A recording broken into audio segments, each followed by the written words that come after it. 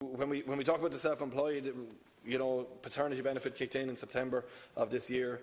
The treatment benefits I referenced, like the optical and the dental and the hearing, come in March of 2017, and then the invalidity pension element will be in December 2017. And this benefits up to 380,000 self-employed. It's long awaited and warranted. But it also comes back to the core Fine Gael principle of rewarding enterprise work and risk-taking. And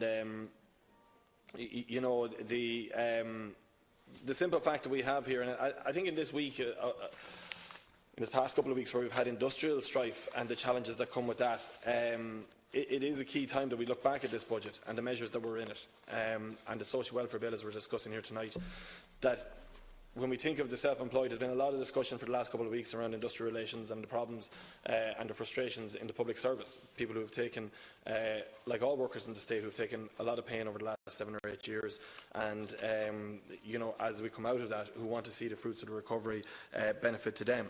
But we have to be very careful and measured in the limited resources we have, that we make sure that in sharing out this space, the increase and the benefit that's there, that we do so in a way that benefits all, but also do so in a very prudent way that doesn't threaten the recovery that is fragile.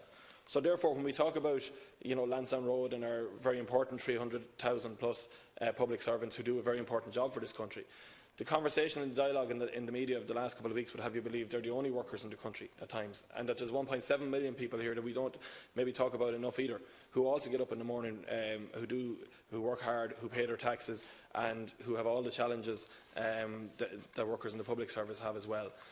And as a government, what we're trying to do is bring all of society together on this road to recovery. And we've tried to bring about reforms and efficiencies in how we run our country, so those public servants that have felt the pressure have had to do more with less because of the moratorium on work, because of the loss of amount of their colleagues, and a trimming down of the public service. Similarly, we're trying to see an investment back into services. So for the people who are vulnerable and need it the most, but everybody who wants to be able to access our health service or the budget for our justice service, that all is key elements of an education system where we want to see an increase in teachers and SNAs that were allowed for in this budget. These are key elements of a budget, of a fair approach to trying to have a balance across. And I think when we look at the social welfare bill, and we look at the people who work in this country, because an economy is driven by those who work and pay taxes. And this government is much more about just an economy. It's about a whole society approach. So we have the measures here for the vulnerable and for those who need to be in receipt of supports from the state. But this all has to be paid for, and it's paid for by the people who work and pay their taxes. And most of those people have felt a very significant burden of taxation in recent years, and we want, in time as we continue to grow the amount of people back at work through Action Plan for Jobs and the great measures we're taking in that way, to be able to grow the pot of money there is in the overall exchequer, and therefore lessen the burden and spread that burden around on all of the taxpayers, but still retain the money to be able to give something back to those who are working, as well as be able to have extra money to give in to the vital services that we have in this country. And when you bring all those things together, I think it makes a very important a statement of intent for this government. I do want to, in the time I've left, maybe just touch on some of the concerns there were around the under-26 payments, and this comes in under the social welfare payment. And Deputy Brady of Sinn Féin was here earlier, and myself and himself were on local radio in a debate that got quite heated the morning after the budget, because Sinn Féin had a very strong line that they tried to, I think they actually struggled to find holes to pick in our budget, but one that they focused on was on under-26s, and they felt that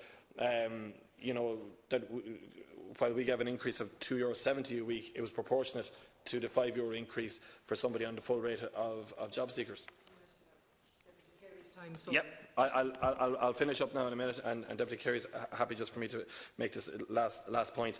The fact of the matter is, it was a proportionate change, but I don't believe we should be incentivising people who want to stay at home at 18 or 19 years of age, who don't work and who don't go into full-time education or don't look to go into training of some nature. We as a state shouldn't be incentivising that situation, and that is why for any job seeker who there's a reward for upskilling.